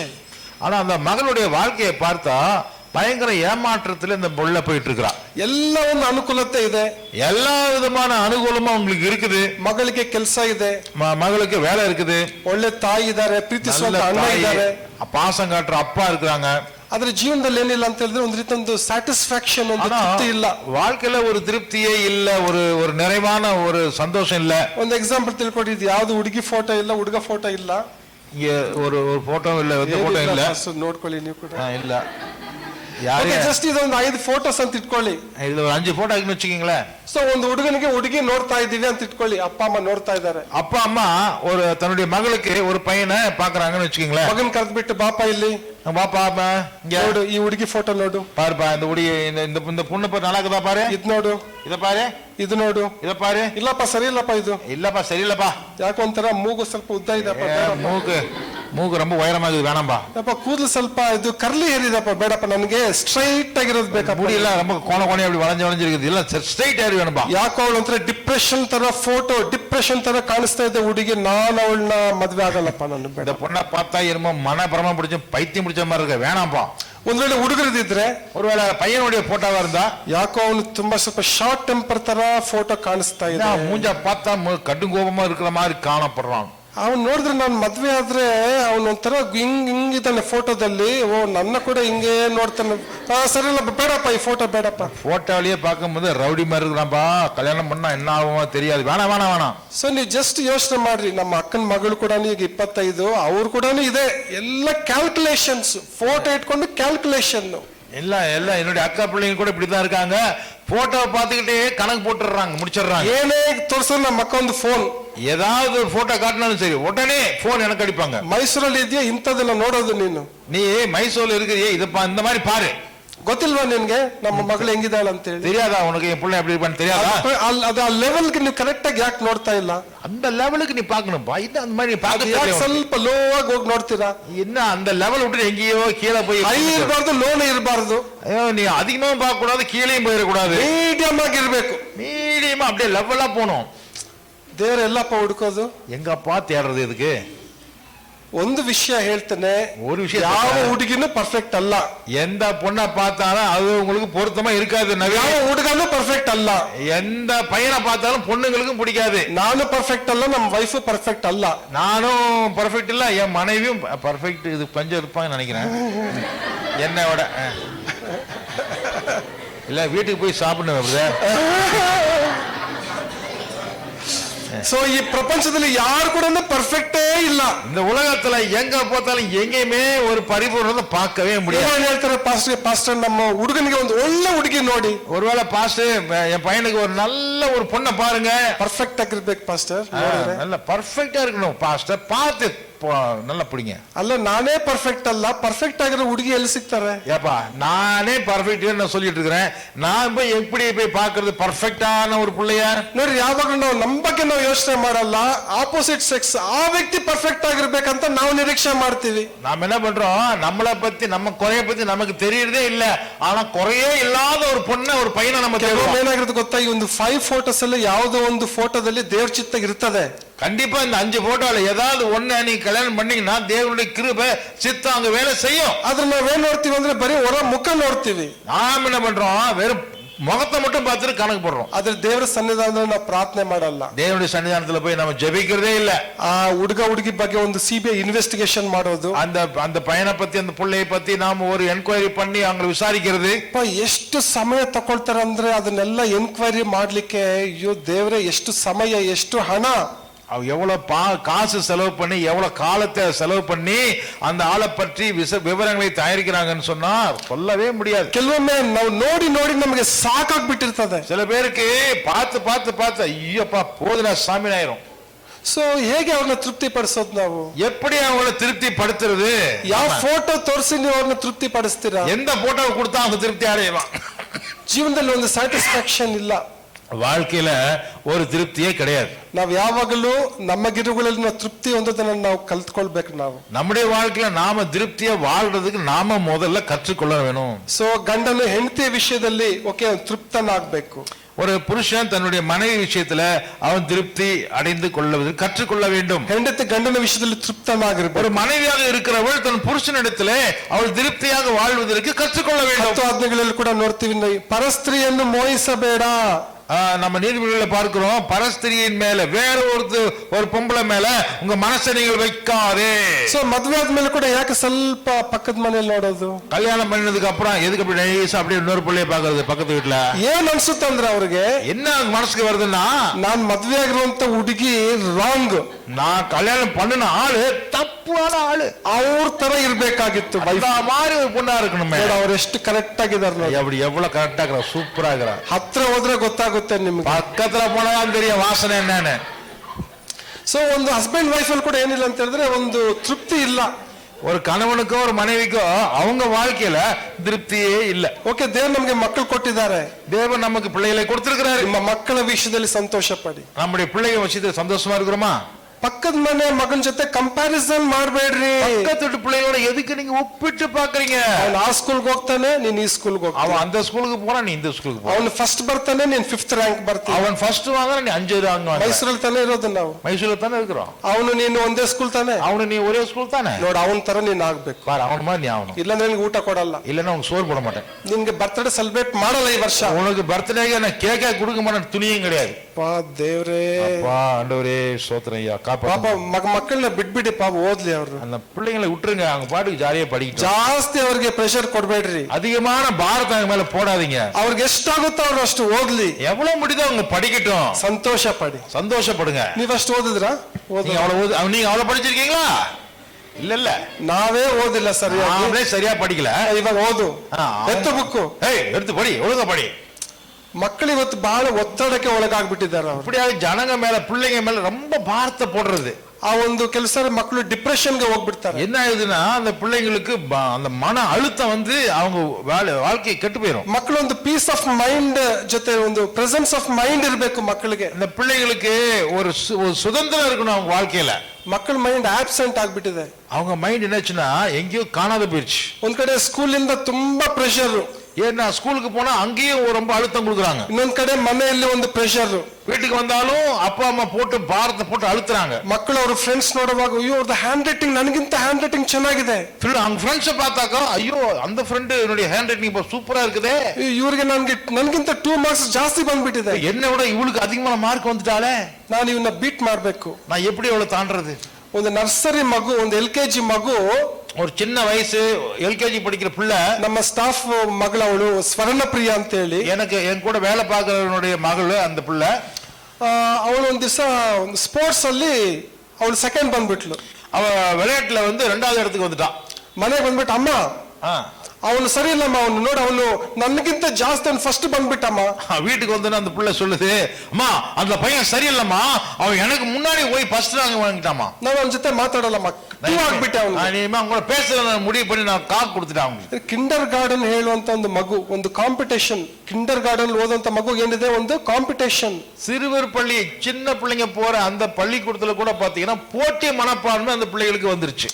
ಸೊ ನಾವು ಬಹಳ ಒಂದು ವಿ ಆರ್ ಅಂಡರ್ ಪ್ರೆಷರ್, ಒಂದು ಬಹಳ ಒತ್ತಡದಲ್ಲಿ ನಾವು ಜೀವನ ಮಾಡ್ತಾ ಇದ್ದೀವಿ. நாம் இப்படிப்பட்ட பயங்கரமான ஒரு மன அழுத்தத்திற்குள்ளே வாழ்ந்து கொண்டிருக்கிறோம். ಆದ್ರೆ ದೇವರ ಮಕ್ಕಳು ಡಿಫರೆಂಟ್ ಆಗಿ ನಾವು ಇರಬೇಕು. ஆனால் கர்த்தருடைய பிள்ளைகளாகி தேவனுடைய பிள்ளைகளாகிய நாம் வித்தியாசமாக இருக்க வேண்டும். ಬೇರೆಯವರ ಯೋಚನೆಗಿಂತಲೂ ಬೇರೆಯವರ ಒಂದು ಶೈಲಿಗಿಂತ ನಮ್ಮ ಜೀವನ ಶೈಲಿ ವ್ಯತ್ಯಾಸವಾಗಿರಬೇಕು. மற்றவர்களுடைய வாழ்க்கை முறையை விட நம்முடைய வாழ்க்கை வேற விதமாக இருக்க வேண்டும். ಸೊ ಅದಕ್ಕಾಗಿ ಏನೆಲ್ಲ ನೀವು ಒಂದು ಮದುವೆ ವಿಚಾರದಲ್ಲಿ ಒಂದು ಅಪ್ಪ ಅಮ್ಮ ಒಂದು ಪ್ರಯಾಸ ನೀವು ಪಡ್ತಾ ಇದ್ದೀರೋ, அப்பா அம்மா விஷயத்துல நீங்க பிள்ளைகளுடைய விஷயத்துல எப்படிலாம் நீங்க முயற்சி எடுக்கிறீங்களோ, ನಿಮ್ಮ ಪ್ರಯಾಸದಲ್ಲಿ ದೇವರನ್ನ ನೀವು ಕರೀಬೇಕು. உங்களுடைய பிரயாசத்துல தேவனுடைய கிருபையை நீங்கள் கேளுங்கள். ದೇವರಿಗಿಂತ ನಾವು ಜಾಣರಲ್ಲ, தேவனை விட ஞானவர்கள் நாம் இல்ல, ದೇವರಿಗಿಂತ ವಿವೇಕಿಗಳಲ್ಲ ನಾವು, தேவனை விட அறிவுள்ளவர்கள் இல்ல. நம்ம ಕೆಲವರು ಬಹಳ ಸ್ಟಡಿ ಮಾಡಿ ಮಾಡಿ ಮಾಡಿ ಒಬ್ಬರನ್ನ ಮದುವೆ ಮಾಡ್ತಾರೆ. சில பேரு அதிகமா வேதத்தை படிச்சு படிச்சு படிச்சு கல்யாணம் பண்ணுவாங்க. ಅದ್ರಲ್ಲಿ ಕೂಡ ಏನಾದ್ರೂ ಒಂದು ಪ್ರಾಬ್ಲಮ್ ಇರ್ತದೆ, அதுலயும் ஒரு பிரச்சனை வந்துரும். ಸೊ ಅದಕ್ಕಾಗಿ ನಾವು ಸುಮ್ಮನೆ ನಾವು ದಿನಗಳನ್ನು ಹೀಗೆ ನಾವು ಕಲಿತಾ ನಾವು ಹೋಗ್ಬಾರ್ದು. ನಾವು இப்படியே இந்த பிரச்சனைகளுக்குள்ளேயே நம்முடைய வாழ்க்கையை கழித்து கொண்டு போக கூடாது. ಓಕೆ, ನಮ್ಮ ಮಕ್ಕಳ ಭವಿಷ್ಯದ ಕುರಿತಾಗಿ ನಾವು ಯೋಚನೆ ನಾವು ಮಾಡಬೇಕು. நம்முடைய பிள்ளைகளுடைய எதிர்காலத்தை குறித்து நாம் யோசிக்க வேண்டும். ನಮ್ಮ ಸಭೆಯ, ನಮ್ಮ ಎಲ್ಲ ಕ್ರೈಸ್ತ ಸಮುದಾಯದ ಎಲ್ಲ ಒಂದು ಹುಡುಗ ಹುಡುಗಿಗೆ ದೇವರ ಸಂಗಾತಿಯನ್ನು ಒದಗಿಸಿಕೊಡ್ಲಿ ಅಂತ ನಾವು ಪ್ರಾರ್ಥನೆ ಮಾಡಬೇಕು. நம்முடைய சபையிலும் நம்முடைய குடும்பங்களிலும் இருக்கக்கூடிய வாலிப பிள்ளைகளுடைய வாழ்க்கை நல்லபடியாக அமைப்பதற்காக நாம் ஜெபிக்க வேண்டும். ಕೊನೆಯದಾಗಿ ನಾವು ಕೀರ್ತನೆಗಳು 63:6-7 ವಚನ ಓದಿಕೊಳ್ಳೋಣ. கடைசியாக நாம சங்கீத புத்தகம் 63ஆம் சங்கீதத்திலே 6-7 வசனங்களை நாம் படிப்போம். ನಾನು ಹಾಸಿಗೆಯ ಮೇಲಿದ್ದುಕೊಂಡು ನಿನ್ನನ್ನು ಸ್ಮರಿಸುವಾಗ ರಾತ್ರಿಯ ಜಾವಗಳಲ್ಲಿ ನಿನ್ನನ್ನು ಧ್ಯಾನಿಸುತ್ತಿರುವೆನು. ನೀನು ನನಗೆ ಸಹಾಯಕನಾಗಿದ್ದೀಯಲ್ಲ, ನಿನ್ನ ರೆಕ್ಕೆಗಳ ಮರೆಯಲ್ಲಿ ಸುರಕ್ಷಿತನಾಗಿದ್ದುಕೊಂಡು ಆನಂದ ಘೋಷ ಮಾಡುತ್ತಿರುವೆನು.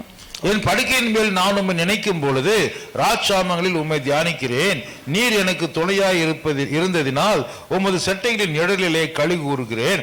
என் ஆத்துமா உம்மை தொடர்ந்து பற்றி கொண்டிருக்கிறது, உமது வலதுகரம் என்னை தாங்குகிறது. ಕೇವಲ ಹಗಲಲ್ಲಿ ಮಾತ್ರ ಅಲ್ಲ ದೇವರ ಧ್ಯಾನ, ರಾತ್ರಿಯಲ್ಲಿ ಕೂಡ ದೇವರ ಒಂದು ಧ್ಯಾನ. தியானம் என்பது வெறும் பகல்ல செய்கிறது மட்டுமில்ல, இரவு நேரத்திலேயும் படுக்கையின் சமயத்திலேயும் நாம் தியானிக்க வேண்டும். ಸೊ ನಾನು ಬ್ಯಾಂಗ್ಳೂರಲ್ಲಿ ಸಭಾಪಾಲಕನಾಗಿರ್ಬೇಕಾದ್ರೆ ಕೆಲವರು ಹೇಳ್ತಾರೆ, ಪಾಸ್ಟರ್ ಸಾಯಂಕಾಲ 6:30 ಆದ್ಮೇಲೆ ಹೋಗೋದು ಬೇಡ ಪಾಸ್ಟರ್. ನಾನು பெங்களூர்ல ஊழியக்காரனாக நான் சபை நடத்தி கொண்டிருந்தேன். அப்ப சில பேர் சொல்லுவாங்க, பாஸ்டர் சாயங்காலம்லாம் நீங்க வீட்டுக்கு வராதீங்க, ஜெபம் பண்றதுக்கு வராதீங்க.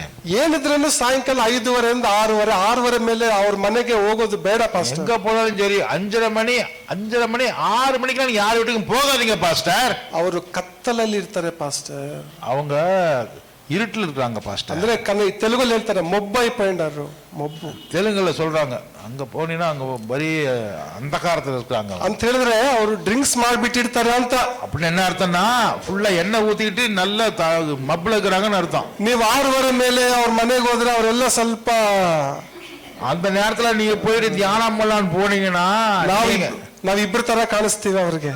நான் ஒரு ஆள் 2 பேர் மாதிரி உங்களுக்கு கண்ணுக்கு தெரியும். ನಾವು ಒಬ್ಬರಾಗಿ ಕಾಣಿಸ್ಬೇಕಂದ್ರೆ 6:30ಗೆ ಮುಂಚಿತವಾಗಿ ಹೋಗ್ಬೇಕು. நம்ம தனியா தெரியணும்னு சொன்னா 6 மணிக்கு முன்னாடியே நம்ம போயிட்டு தியானத்தெல்லாம் முடிச்சுட்டு வந்துடணும். ಸೊ ಒಂದ್ ರೀತಿಯಿಂದ ಒಂದು ಜೀವನ ಹಗಲಲ್ಲಿ ಒಂದ್ ರೀತಿ, ರಾತ್ರಿಯಲ್ಲಿ ಇನ್ನೊಂದು ರೀತಿ. இப்படித்தான் நிறைவேற வாழ்க்கை. ரெண்டு விதமான வாழ்க்கை. பகல்ல ஒரு விதமான வாழ்க்கை, இரவுல வேற விதமான வாழ்க்கை. ಒಂದು ನಮ್ಮ ಮೈಸೂರಲ್ಲಿ ಪ್ರೊಫೆಷನಲ್ ಕೊರಿಯರ್ ಒಂದು ಆಂಟಿ ಹೇಳ್ತಾ ಇದ್ರು ಅವ್ರ ಹಸ್ಬೆಂಡ್ ಬಗ್ಗೆ. மைசூர்ல ப்ரொஃபஷனல் கொரியர்ஸ்ல ஒரு ஆண்டி வேலை செய்றாங்க. அவங்க சொன்னாங்க, சார் ನೋಡಿ சார் ನಮ್ಮ ಹಸ್ಬೆಂಡ್ ಎಷ್ಟು ಕಷ್ಟಪಟ್ಟು ಕೆಲಸ ಮಾಡ್ತಾರೆ சார் எங்க வீட்டுக்காரர் பாருங்க சார் எவ்வளவு கஷ்டப்பட்டு இந்த வேலையை பார்க்கிறாரு. ಆದ್ರೆ ರಾತ್ರಿ ಬಂದ್ರೆ ஆனா ராத்திரி வந்தா ಅವ್ರಿಗೆ ಡ್ರಿಂಕ್ಸ್ ಬೇಕು ಸರ್. அவருக்கு எண்ணெய் ஊத்தணும் சார். ನಾನು ಕೇಳ್ತೀನಿ ಅವ್ರನ್ನ, ಯಾಕ್ರಿ ಕುಡಿತೀರಾ ರಾತ್ರಿ ಹೊತ್ತು? ஏன் சார் நைட்ல மட்டும் இப்படி குடிக்கிறீங்க நான் கேட்டா, ಅವ್ರು ಹೇಳ್ತಾರಂತೆ, ಬೆಳಗ್ಗೆಯಿಂದ ಸಾಯಂಕಾಲ ನಾನು ಪಬ್ಲಿಕ್ ಅಲ್ಲಿ ಇರ್ತೀನಿ. அவர் சொல்றாரு, சார் பகல் பூரா ஜனங்களை என்ன பாக்குறாங்க, நான் பப்ளிக்கா வேலை செய்யறேன். ಪಬ್ಲಿಕ್ ಅಲ್ಲಿ ನಾನು ಒಂದು ಸ್ಟೇಟಸ್ ಲೆವೆಲ್ ನಾನು ಮೇಂಟೈನ್ ಮಾಡ್ಬೇಕು. ஜனங்க என்னை பாக்குற நேரத்துல என்னுடைய தகுதி, என்னுடைய ஸ்டேட்டஸ் ரொம்ப முக்கியம். ಆದ್ರೆ ರಾತ್ರಿ ಬಂದಾಗ ಮನೇಲಿ ಇರ್ತೀನಿ சார். நைட்டு வந்தா வீட்டுக்குள்ள சார் என் வீடு, ನಾನು ಕುಡಿದ್ಬಿಟ್ಟು ಮನೇಲಿ ತಾನೇ ಇರ್ತೀನಿ. நான் இங்கே ஊத்திக்கிறேன், எண்ணெய் ஊத்தி இங்கே படுத்துக்கிறேன் சார். என்ன பிரச்சனை? ಪಬ್ಲಿಕ್ ಅಲ್ಲಿ ಎಲ್ಲ ಹೋಗೋದಿಲ್ವಲ್ಲ ನಾನು, வெளியில யாருக்கும் தெரியாது சார். ಸೊ ಒಂದ್ ರೀತಿ ಒಂದು ಎರಡು ಜೀವಿತ. இப்படி இரட்டை வாழ்க்கை. சில பேர், ಒಬ್ಬ ವಿಶ್ವಾಸಿ ಇದ್ರು ಬ್ಯಾಂಗ್ಳೂರ್ನಲ್ಲಿ, ஒரு விசுவாசி பெங்களூர்ல இருந்தாரு. ಒಳ್ಳೆ ಸ್ಪೋಕನ್ ಇಂಗ್ಲಿಷ್ ಕ್ಲಾಸಸ್ ಮಾಡ್ತಾ ಇದ್ರು. அவர் இங்கிலீஷ் எப்படி பேசணும் கற்றுக் கொடுக்கக்கூடிய ரொம்ப அருமையான டீச்சர். ಯಾವಾಗ್ಲೂ 24 hours ಟೈ ಇರ್ತದೆ. எப்பொழுது பார்த்தாலுமே 24 மணி நேரம் கழுத்துல அப்படி டை கட்டி தொங்க விட்டுருப்பார். ಕೊತ್ಮಿರಿ ತಗೊಳಕ್ಕೂ ಟೈ ಹಾಕೊಂಡೇ ಬರ್ತಾರೆ. ಕೊತ್ಮಿರಿ ಪ್ಲೀಸ್. ಏನೇ ತರಕಾರಿ ಅಂಗಡಿಯಲ್ಲಿ ಕೂಡ ನಾವು ನೋಡ್ಬೋದು ಅವ್ರನ್ನ. ಮಿಸ್ಟರ್ ಪಾಲ್ ಅಂದ್ರೆ ಸಾಕು, ಎಸ್ ಗುಡ್ ಮಾರ್ನಿಂಗ್ ಆನಂದ್. இஞ்சி கொத்தமல்லி வாங்க போனாலும் டை கட்டி வந்துட்டு, S mister Anand, how are you? Tie ಕಟ್ಕೊಂಡು ಎಲ್ಲ ಕಡೆ ಓಡಾಡ್ತಾರೆ, ಹಾಲ್ ತಗೊಂಡ್ಬರೋದು ಎಲ್ಲ ಓಡಾಡ್ತಾ ಇರ್ತಾರೆ. எங்க போனாலும் டை கட்டிக்கிட்டே போறது வர்றது. ಸ್ಪೋಕನ್ ಇಂಗ್ಲಿಷ್ ಎಲ್ಲ ಮಾಡ್ತಾರೆ, ಕ್ಲಾಸಸ್ ಎಲ್ಲ ಮಾಡ್ತಾರೆ. ಫುಲ್ಲಾ ಇಂಗ್ಲಿಷ್ ಕತ್ತು ಕೊಡ್ಕற அந்த ಕ್ಲಾಸ್ ಎಲ್ಲ. ಒಂದ್ಸರಿ ಏನಾಯ್ತಂದ್ರೆ ನಾನು ರಾತ್ರಿ ಒಂದು 7:30 ಅವ್ರ ಮನೆಗೆ ಹೋದೆ. ஒரு நாள் தப்பித்தவர் நான் 7:30 மணிக்கு நைட்டு போயிட்டேன். ಅವ್ರ ವೈಫ್ ಅವ್ರ ಮಕ್ಕಳಿದ್ರು, அவருடைய மனைவி பிள்ளைகள் இருந்தாங்க. Praise Lord sister, praise Lord sister. ಹಾಗೆ ಜಸ್ಟ್ ಮಾತಾಡ್ಬೇಕು. ಬ್ರದರ್ ಎಲ್ಲಿ? நான் பேசிட்டே இருக்கும்போது, பிரதர் எங்க போயிட்டாரு? ರೂಮ್ ಅಲ್ಲಿ. ரூமுக்கு உள்ள இருக்காரு அவர். ಸ್ವಲ್ಪ ಕರೀರಿ ಸಿಸ್ಟರ್. கொஞ்சம் கூப்பிடுங்க சிஸ்டர். ಇಲ್ಲ ಅವ್ರು ಮತ್ತೆ ಬೆಳಗ್ಗೆನೆ ಬರೋದು ಅವರು. இல்ல உள்ள போனார்னா வர மாட்டார், நாளைக்கு தான் வருவார். ಅವ್ರದ್ದು ಡೇ ಮುಗೀತು. அதுக்குள்ள அந்த நாள் அவருடைய டைம் முடிஞ்சிருச்சு. ಅಂದ್ರೆ ಲೈಟ್ ಆಗಿ உள்ள ஃபுல்லா டைட் ஆயிட்டாரு. ಓ ಲೈಟ್ ಟೈಟ್ ಕರೆಕ್ಟ್. ಎರಡು ಒಂದೇ. நைட்னா டைட் தான், அது ஒண்ணு பண்ண ಲೈಟ್ முடியாது. Tight correct. ನೈಟ್ ಓಕೆ, ಅಷ್ಟೇ ಕ್ಲಿಯರ್. ಅವ್ರನ್ನ ನಾವು ಯಾರು ಅವ್ರನ್ನ ನೀನು ಮಾತಾಡ್ಸಕ್ ಆಗಲ್ಲ. ಅವ್ರನ್ನ நைட்னா அது டைட் தான், அங்க போய் எதுவும் பேசுற மாதிரி கிடையாது. ಬೆಳಗ್ಗೆ ಫುಲ್ ಫ್ರೆಶ್ ಅಪ್ ರೆಡಿ ಆಗಿ ಫುಲ್ ಟೈ ಹಾಕೊಂಡು ಬರ್ತಾರೆ. காலையில மாதிரி நல்லா குளிச்சுட்டு ನೀಟಾ ಟೈ ಕಟ್ಟಿட்டு வந்துருவாரு. ಸೊ ಏನಾಗಿದೆ ಅಂದ್ರೆ ಡೇ ಅಲ್ಲಿ ಒಂದು ಲೈಫ್, ನೈಟ್ ಅಲ್ಲಿ ಇನ್ನೊಂದು ಲೈಫ್. ராத்திரில ஒரு வாழ்க்கை, பகல்ல இன்னொரு வாழ்க்கை. ಆದ್ರೆ ದಾವಿದನ ಒಂದು ಜೀವಿತ ನೋಡ್ಬೇಕಾದ್ರೆ ರಾತ್ರಿಯ ಜಾವದಲ್ಲಿ ನಾನು ನಿನ್ನ ಧ್ಯಾನ ನಾನು ಮಾಡ್ತೇನೆ. ஆனால் தாவீதுடைய வாழ்க்கையை பாருங்கள், நான் படுக்கையிலே ராத்திரி ராட்சாமங்களிலே கூட நான் நம்மை நினைக்கிறேன், நம்மை தியானிக்கிறேன். ಸೊ ನಾವು ಹಗಲಲ್ಲಿ ಏನ್ ಮಾಡ್ತೀವಿ, ರಾತ್ರಿಯಲ್ಲಿ ಏನ್ ಮಾಡ್ತೀವಿ? நம்ம பகல்ல என்ன பண்றோம், நைட்ல என்ன பண்றோம்? ದೇವ್ರ ಧ್ಯಾನ ಮಾಡ್ತೀವಾ, ಇಲ್ಲ ಇನ್ನೊಂದು ಧ್ಯಾನ ಏನಾದ್ರೂ ಮಾಡ್ತಾ ಇರ್ತೀವ? நம்ம தேவனைத்தான் தியானம் பண்ணுகிறோமா, இல்ல வேற ஏதாவது தியானம் பண்றோமா? ನಾವು ನಮ್ಮವನ್ನೇ ನಾವು ಪರೀಕ್ಷೆನ ಮಾಡ್ಕೊಳ್ಬೇಕು. நம்மை நாமே நாம் பரீட்சை செய்து கொள்ள வேண்டும். ನಾನು ಹೇಳೋದಕ್ಕೆ ಕೆಲವು ಸಾರಿ ನಮಗೆ ಒಂದ್ ವೇಳೆ ತಮಾಷೆ ಅಂತ ಅನ್ಸ್ಬೋದು. நான் சொல்றது ஒரு வேளை உங்களுக்கு ஜோக் அடிக்கிற மாதிரி தெரியும். ಆದ್ರೆ ನಮ್ಮ ಜೀವಿತದ ಕುರಿತಾಗಿ ನಾವು ಆತ್ಮ ಅವಲೋಕನ ಮಾಡ್ಕೊಳ್ಳುವಾಗ, நாம் நம்முடைய உள்ளான வாழ்க்கையிலே நாம் மாறும் பொழுது ನಾವೆಲ್ಲರಿಗೂ ಒಳ್ಳೆಯವರು ಅಂತ ಅನ್ಸ್ಬೋದು. மற்றவங்களுக்கு நம்ம நல்லவர்களாக காட்டிக்கலாம். ಬಟ್ ಮನೇಲಿ ನಮ್ಮ ವೈಫ್ ಏನ್ ಹೇಳ್ತಾರೆ, ನಮ್ಮ ಹಸ್ಬೆಂಡ್ ಹೇಳ್ತಾರೆ, ನನ್ನ ಬಗ್ಗೆ ಏನ್ ಹೇಳ್ತಾರೆ? ஆனா என்னை குறித்து என்னுடைய கணவன், என்னுடைய மனைவி என்ன சொல்லுவாங்க?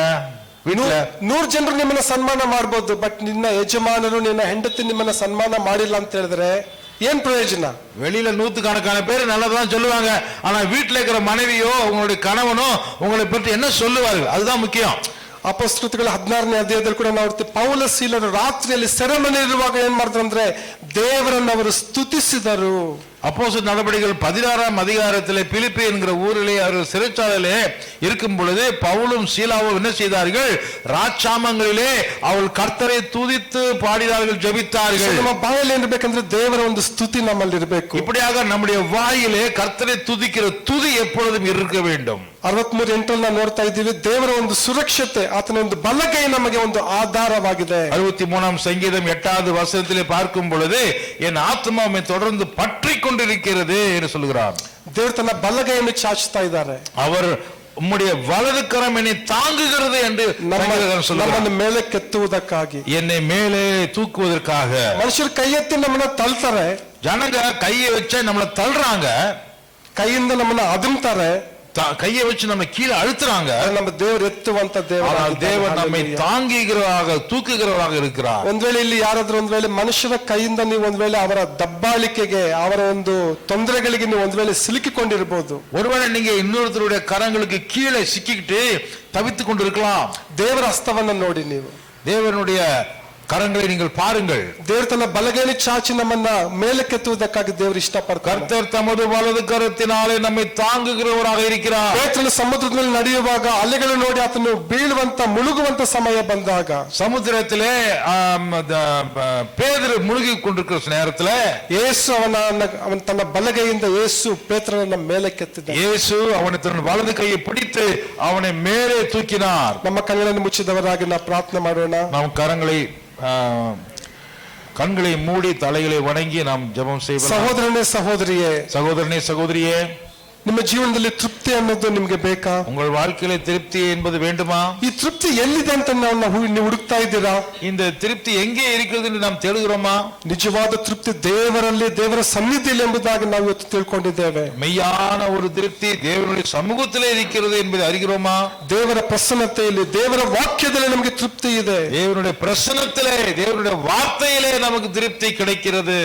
ಇದನ್ನು ನಾವು ಬಿಟ್ಟು ನಾವು ಅಲೆದಾಡಿ ನಾವು ಮೋಸ ಹೋಗಬಾರದು. இதை விட்டுவிட்டு நாம் ஏமாற்றப்பட்டவர்களாக, வஞ்சிக்கப்பட்டவர்களாக வேற பக்கம் போக கூடாது. ಈ ವಾಕ್ಯವನ್ನು ಕೇಳಿಸಿಕೊಂಡಂತ ಎಲ್ಲಾ ಮಕ್ಕಳು ಇರಬಹುದು, இந்த வசனங்களை கேட்டுக்கொண்ட நீங்கள் யாராக இருந்தாலும், ಎಲ್ಲಾ ಮಕ್ಕಳು, ಯವನಸ್ಥರು, இன்னும் சின்ன பிள்ளைகளா இருந்தாலும், வாலிபர்களாக இருந்தாலும், ತಂದೆ ತಾಯಂದಿರು, ಹಿರಿಯರು, தாய் தகப்பன் பெரியவர்களாக இருந்தாலும், ನಾವೆಲ್ಲ ನಾವು ಅರಿಕೆ ಮಾಡೋಣ. எல்லாருமே இந்த காரியத்தை குறித்து நாம் கர்த்தரிடத்திலே அறிக்கை செய்வோம். ದೇವರು, ನನ್ನ ತೃಪ್ತಿ ನಿನ್ನಲ್ಲಿಯೇ ಸ್ವಾಮಿ. ஆண்டவரே, எங்களுடைய திருப்தி உம்மிடத்தில் இருக்கிறது சுவாமி. ನಿನ್ನ ವಾಕ್ಯದಲ್ಲಿಯೇ ಸ್ವಾಮಿ. உம்முடைய வசனத்திலே எங்களுக்கு திருப்தி உண்டு ஆண்டவரே. ಪ್ರಾರ್ಥನೆ ಮಾಡಿಕೊಳ್ಳೋಣ. ஜெபிக்கலாமா? ನಮ್ಮನ್ನು ಬಹಳವಾಗಿ ಪ್ರೀತಿ ಮಾಡುವ ತಂದೆಯಾದ ದೇವರೇ, எங்களை அதிகமாய் நேசிக்கிற அன்பின் பரமபிதாவே, ನಿಮ್ಮನ್ನು ಅರಿಯದೇ ಇದ್ದಂತ ದಿನಗಳಲ್ಲಿ, ஆண்டவரே, நீர் எங்களை அங்கீகரித்த அந்த நாட்களிலே ತೃಪ್ತಿಗಾಗಿ ನಾವೇನೆಲ್ಲ ಸ್ವಾಮಿ ನಾವು ಪ್ರಯಾಸನ ಪಟ್ವಿ. ஆண்டவரே, இந்த உலகத்தில் இருக்கும் பொழுது நாங்கள் திருப்திக்காக எங்கெங்கோ அலைந்தோம். ನಿನ್ನನ್ನು ಕಂಡುಕೊಂಡ ನಂತರ, உம்மை நாங்கள் கண்டுகொண்ட பிறகு ಆ ನಿಜವಾದ ತೃಪ್ತಿಯನ್ನು ಕಂಡುಕೊಳ್ಳಲಿಕ್ಕೆ ಸಹಾಯ ಮಾಡಿದ್ದೀರಿ. அந்த உண்மையான திருப்தியை நாங்கள் கண்டுகொள்ளும்படி நீர் எங்களுக்கு சகாயம் செய்தீர். ತಲೆಬಾಗಿರುವಂತ ಒಬ್ಬೊಬ್ಬರಿಗಾಗಿ ನಾವು ಪ್ರಾರ್ಥಿಸ್ತೇವೆ. தலை வணங்கி இருக்கிற ஒவ்வொருத்தருக்காகவும் ஜெபிக்கிறோம். ದೇವರೇ, ಒಂದು ವೇಳೆ ಯಾರಾದರೂ ಸ್ವಾಮಿ ದಾರಿ ತಪ್ಪಿ ಅಲಿತಾ ಇದ್ರೆ ಕರ್ತವ್ಯ, ஒருவேளை யாராவது வழி தப்பி எங்கேயாவது திரிந்து கொண்டிருந்தால் அவர்களுக்காகவும் ஜெபிக்கிறோம். ಕಲ್ವಾರಿ ಪ್ರೀತಿಯನ್ನು ಅವರು ನೆನೆಸಿಕೊಳ್ಳುವಂತೆ, கல்வாரி அன்பை அவர்கள் நினைத்துக் கொள்ளும்படி, ನಿನ್ನ ಪ್ರೀತಿಯನ್ನು ಅನುಭವಿಸುವಂತೆ, ರುಚಿಸಿ ನೋಡುವಂತೆ, அன்பை அவர்கள் ருசித்து பார்க்கும்படி, ನಿನ್ನಲ್ಲಿಯೇ ನಿಜವಾದ ಸಂತೃಪ್ತಿ, ಸುರಕ್ಷತೆಯನ್ನ ಪ್ರತಿಯೊಬ್ಬರು ಕಂಡುಕೊಳ್ಳುವಂತೆ ಸಹಾಯ ಮಾಡಿ. உம்மிடத்திலே அவர்கள் நிறைவான ஒரு சந்தோஷமான ஒரு திருப்தியான ஒரு வாழ்க்கையை அவர்கள் பெற்றுக் கொள்ளும்படி ஜெபிக்கிறோம். ಪ್ರಾರ್ಥನೆ ಕೇಳಿದಕ್ಕಾಗಿ ಸ್ತೋತ್ರ. ஜெபத்தை கேட்டதற்காக நன்றி செலுத்துகிறோம். ಯೇಸುವಿನ ನಾಮದಲ್ಲಿ ಬೇಡುತ್ತೇವೆ ತಂದೆ. இயேசுவின் நாமத்தில் ஜெபிக்கிறோம் நல்ல பிதாவே. ಆಮೆನ್. ஆமென். கரங்களை தட்டுவோம். கர்த்தருக்கு மகிமையாகும்.